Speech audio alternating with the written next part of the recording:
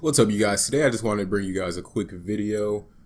Today there's not going to be very much editing on these videos because it's just going to be pretty much a discussion, more of a podcast kind of thing. So you guys don't even have to watch the video. It's just me kind of spitballing some of my thoughts on the draft. Okay, so the Suns have the number one pick in the draft, and it's pretty much overwhelmingly DeAndre Ayton. Everyone's saying they should draft DeAndre Ayton. They should draft DeAndre Ayton. DeAndre Ayton even said that he's going number one overall to the Suns. Whatever. It's not about who they are going to draft, but I want to discuss who they should draft. I believe that they should draft Luka Doncic with the first overall pick.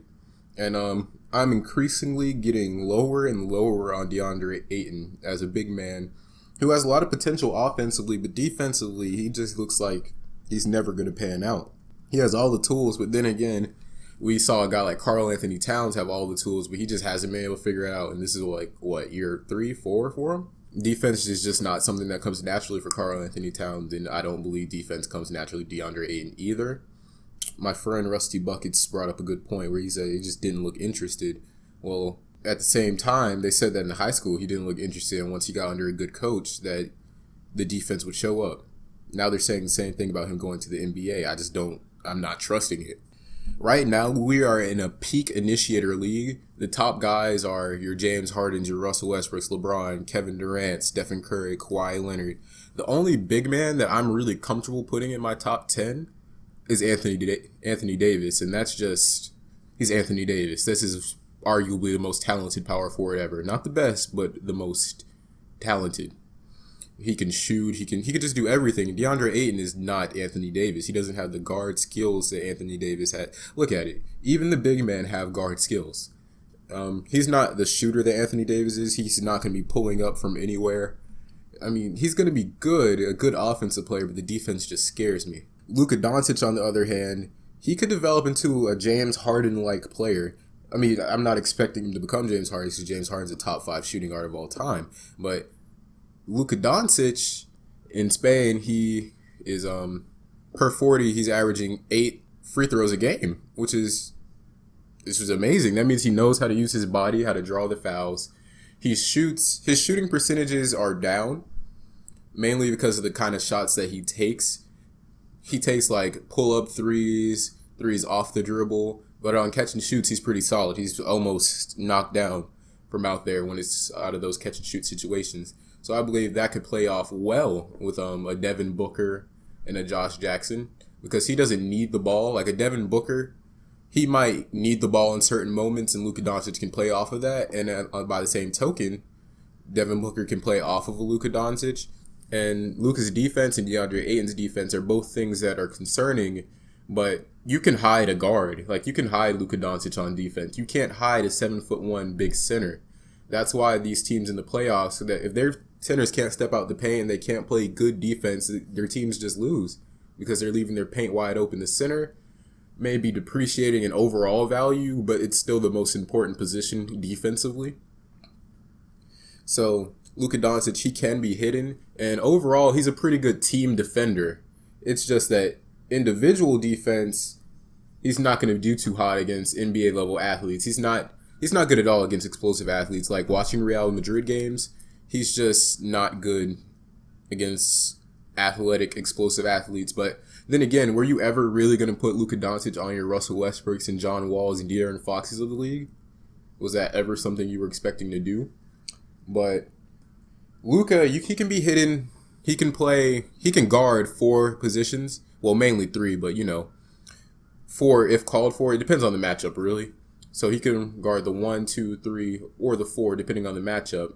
But we know for a fact he can guard the 1 through 3. Every team does not have a guy who's just going to be an offensive stud unless you're playing the Golden State Warriors, in which case I might even consider putting him on Draymond Green or Klay Thompson because he can't guard Kevin Durant and Stephen Curry. That's just, no one can. But Luka, I feel like his value as a defender is going to be a team defender. He's never going to be a lockdown guy. And even if he doesn't pan out to become an average defender, which is what I think he's going to be, you can hide him on defense, which is something I find very important because DeAndre Ayton, he's just going to be giving up buckets. A comparison I want to throw out there for the whole DeAndre Ayton thing is Nikola Jokic. I'm not saying they play alike at all, Well, what I'm saying is Nikola Jokic is a top 5 offensive center in the NBA. He can pass. He can shoot the ball. He's one of the better post players in the game. But he's just terrible defensively. And it's kind of hard to grow a team around a guy like Nikola Jokic because the last line of defense can't play defense. And it's saddening because I know Nikola Jokic is talented enough, much like I know DeAndre Ayton will be talented enough, but I'm just afraid that the defense will just limit team success. And for a team like the Suns, where they have a superstar already in Devin Booker, who says he's not missing the playoffs anymore, he's ready to win now.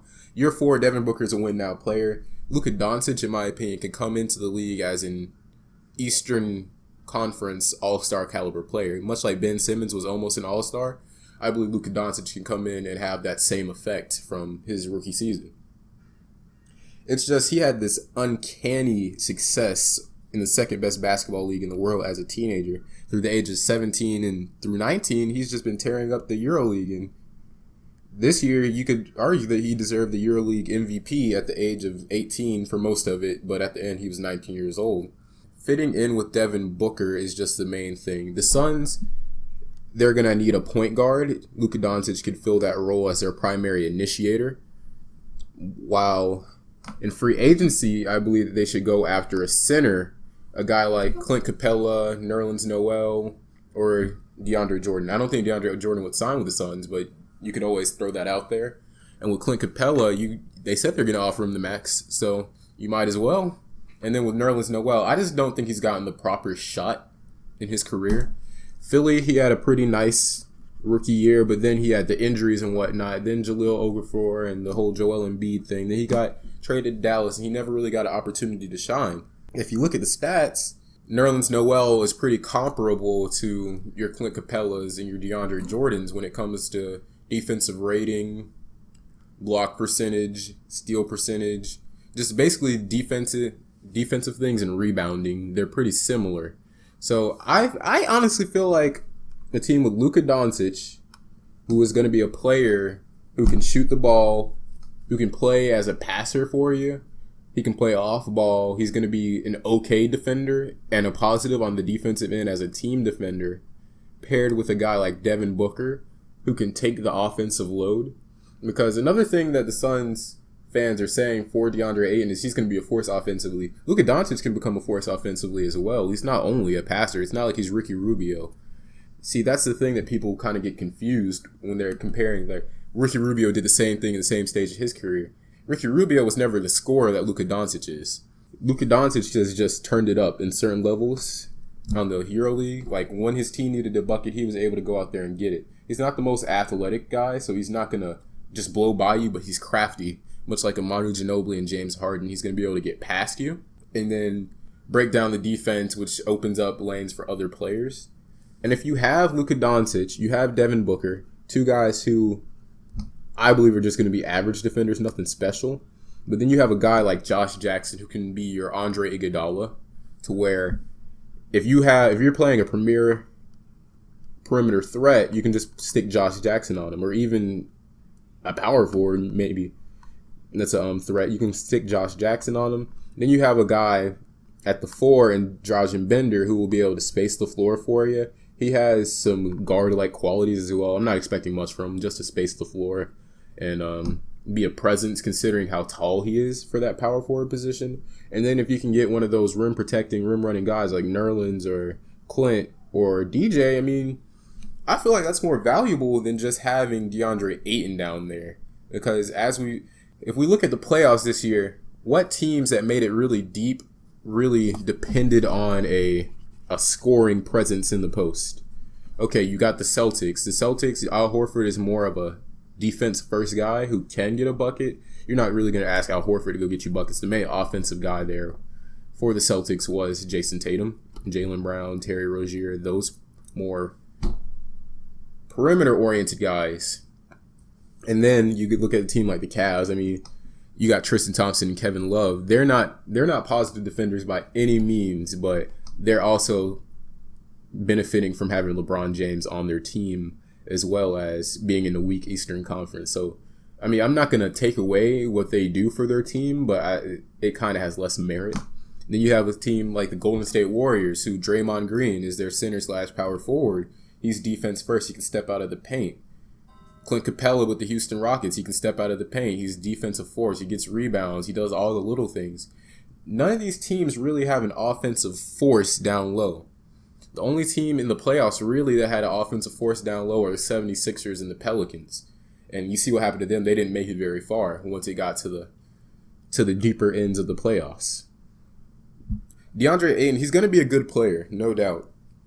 I just think that Luka Doncic should be the pick if I'm the Suns, because Luka Doncic at his peak is a very, very, very close to James Harden-like player, maybe even more efficient than James Harden is. Then you have him next to Devin Booker, who's an offensive stud. Then you have a Josh Jackson kind of player who's going to be able to come in, give you a ton of minutes, a lot of effort plays, be able to lock down the opponent's best offensive player, as well as be a passer. And I just think he'll be able to make open threes. And then you got a guy like Dragan Bender, unless they draft a power forward, which is very likely. And Dragan Bender, who can space the floor. He's a good passer from the 4 position. He kind of reminds me of an Al Horford in a sense, not defensively, but offensively, the role that he could play as a floor spacer, a screener, and a passer. And then you look at a guy like, who I said, Clint Capella or something like that. That's very, very valuable in today's NBA. Someone who can rebound, step out of the paint, and defend. I just think you're not doing yourself a service by picking up a center who can't play defense like a DeAndre Ayton, because you already have a guy in Devin Booker who's not the greatest defensively, and then you're going to have to find a point guard. Brandon Knight's not going to be your point guard of the future. Elfrid Payton's damn sure not going to be your point guard of the future. Who are you really going to find in free agency who can accommodate you in that point guard position? Because they're going to have to be able to be a good initiator. They're going to have to be able to play defense, because no one else on the team can really play defense. And you can't hide DeAndre Ayton, for one. And then you're going to have to find someone who can shoot from the point guard position, because spacing might get a little rough. Because DeAndre Ayton, he might be able to stretch it out to 3 eventually, but I don't really see it happening quickly, if that makes any sense. But, I mean, the Suns are going to draft DeAndre Ayton anyway. I hope he has a very good career. I hope he proves me wrong, figures out the whole defense thing, and becomes a force. But Luka Doncic is the pick for me, and any team who drafts Luka Doncic is going to have success out of the gate because of just how polished of a player he is, how high IQ he is. And he's already been in the professional realm of things, so it won't overwhelm him like he may overwhelm one of these rookies who just came out of college. I mean, I just like Luka Doncic overall, and that's just the end of this rant. Comment more if you want me to have more little rants and spiels where it's like not really edited and it's just me clearing my mind of things. All right. Like, comment, subscribe, share the video. I'm out.